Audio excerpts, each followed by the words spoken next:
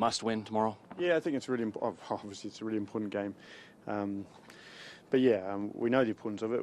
Thank God the East is where it is at the moment. That we still have a show, and we have to go on and run at some stage. And we've been threatening, but now we've obviously got to turn into some product. Frustrating at all with Darren? Obviously, he's logged a lot of hours on flights that he didn't get a minute in to go all that way to come back. Yeah, of course, but he's playing for his country, and just like anybody, it's a proud moment when you have the ability to play for your country. But he's done it before, so hopefully he knows a lot of the tricks of the trade.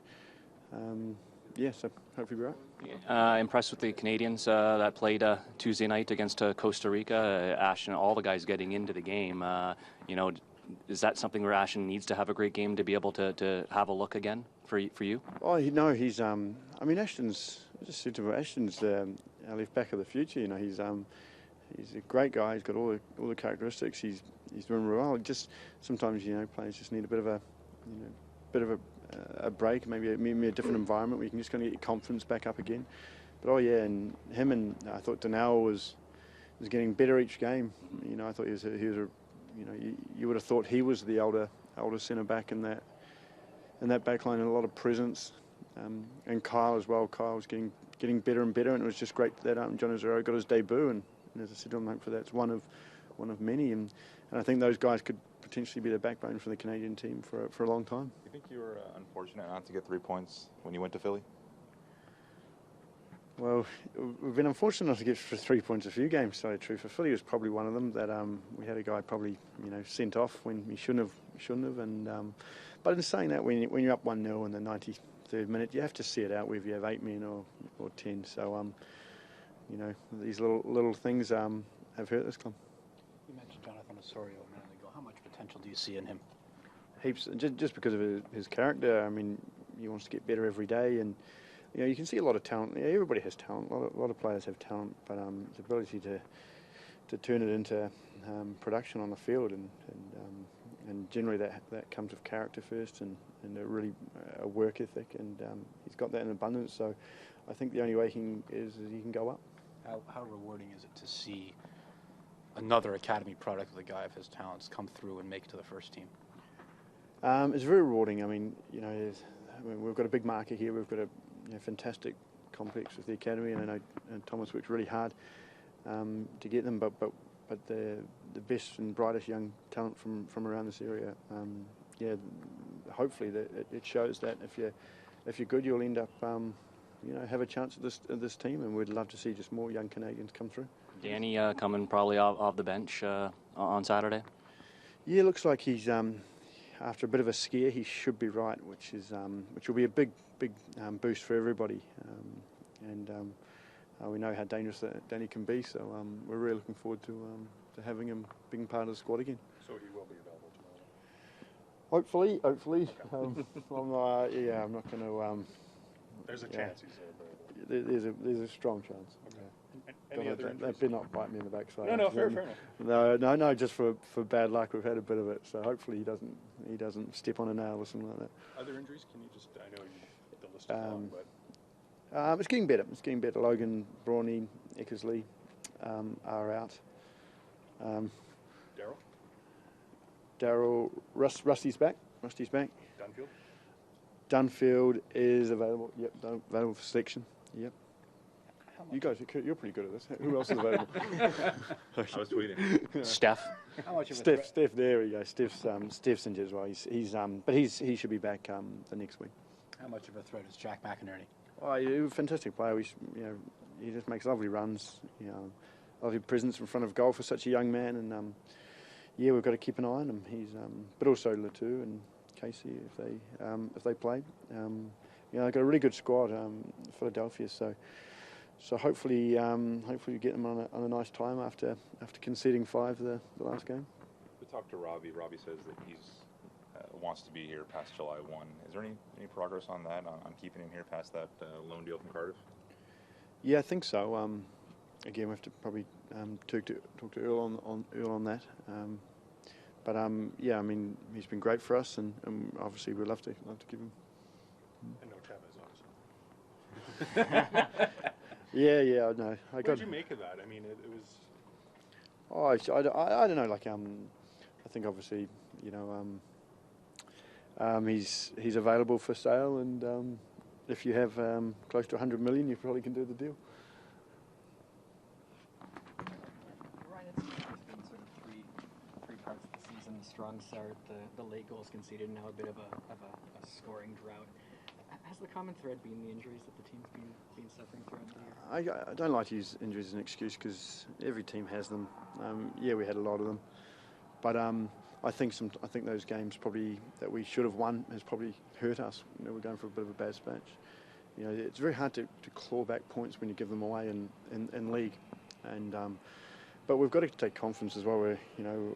We're in every game, and it just takes one little turn and you go on a run, and all of a sudden this league changes really quickly. We've seen the stock of players rise and fall over the short term of the season so far. One player whose stock rose recently is Donnell Henry. People were worried maybe with all the central defenders coming in that he might not get much playing time this year. What has he done to sort of get himself out there and force his way into the lineup? He's worked hard at training. I mean, that's it. Simple as that.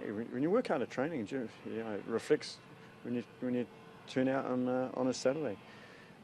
It's hard for some players to see it, you know, especially when they're young. But you know, it's only a 90-minute game on a Saturday, but you've got pretty much 500 minutes during the week where you can work on it. And if you use all those minutes to get better, then generally the 90 minutes on a Saturday is a reflection of the hard work. Some people, when they're not in the team, get down and waste that time.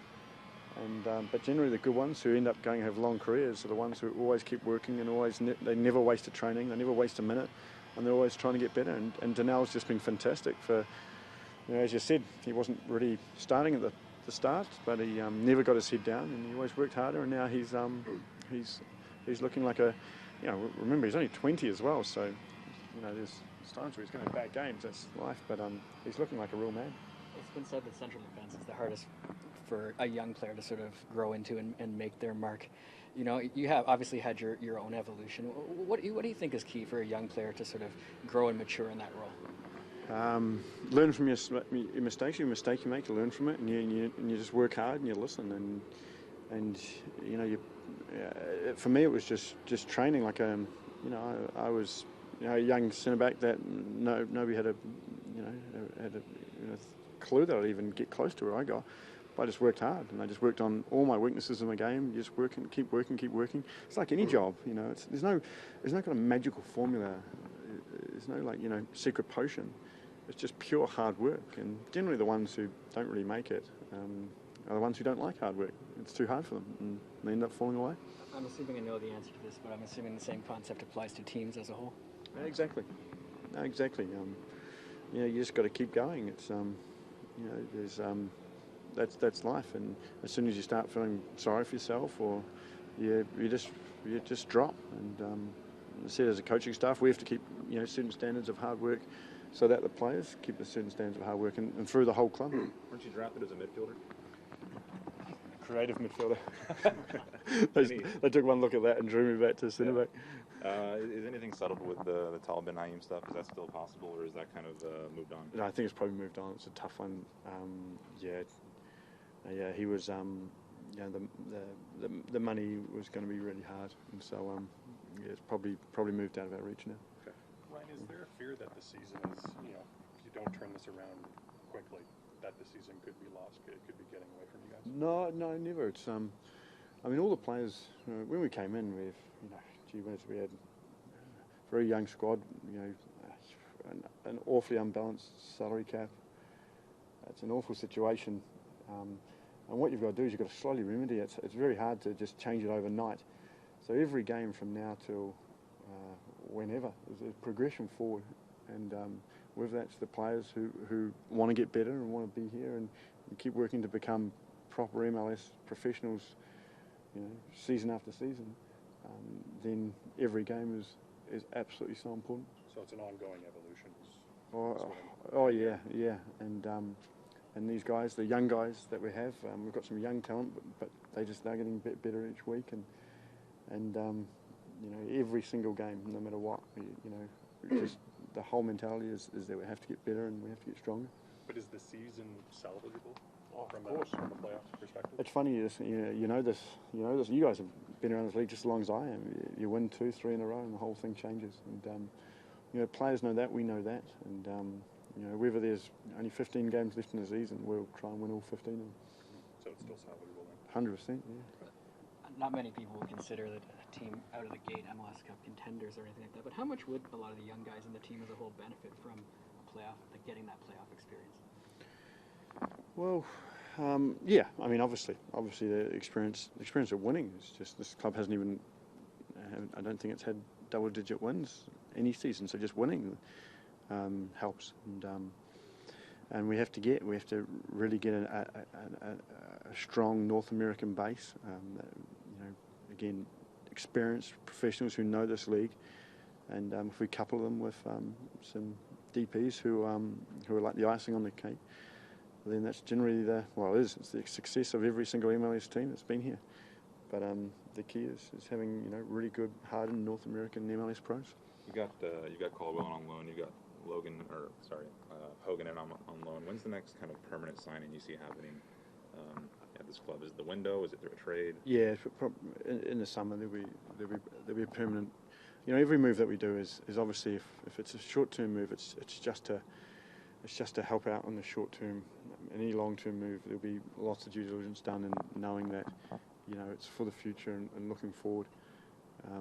But yeah, we can't be hamstrung. We know the salary. We're in a position where we can't with the salary cap, that we have to move the way we move because we're pretty much handcuffed. You talked earlier about Jonathan Osorio being a local guy and wanting to get more of the Toronto area players to come play here. How much of a selling point for those of us who aren't from up here is this place is the key facility in getting young players to want to pay attention? Huge. It's the best in the league. It's one of the best cities in the league as well, and it's got everything going for it. And I think any young Canadian would want to come here over any team in Canada. It's just with the facilities and the stadium and the fans and the potential. So yeah, we obviously are trying to. It's a big catchment area as well. So obviously we want the best Canadian talent. We'd love to have the heart of the Toronto team being the heart of the Canadian national team.